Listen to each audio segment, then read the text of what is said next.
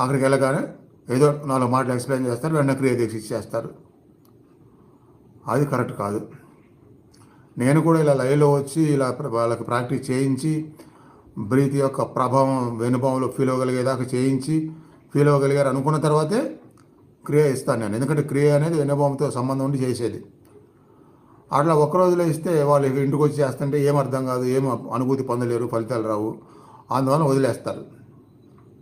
ఆ 1.5 years కూడా ఎలా ఇచ్చేవాళ్ళు, ప్రశ్నాపత్రం ఉండేది. ప్రశ్నాపత్రంలో మీరు నేర్చుకున్నది ఆ 1.5 yearsలో వీళ్ళు ఆన్సర్ చేయగలుగుతారా లేదా అని ప్రశ్నాపత్రంలో సరైన ఆన్సర్లు ఇస్తేనే ఉండేది మరలా ఆ క్రియ. అంటే అది ప్రశ్న ఏదో గబగబా ఎత్తుక్కొని దాని దగ్గర ఆన్సరు రాయొచ్చులే అనుకుంటే అది ఎవరికి వాళ్ళు మోసం చేసుకున్నట్టే. నిజంగా నేను అంత ప్రిపేర్ అయ్యాను, నాకు ఆన్సర్ తెలుసు.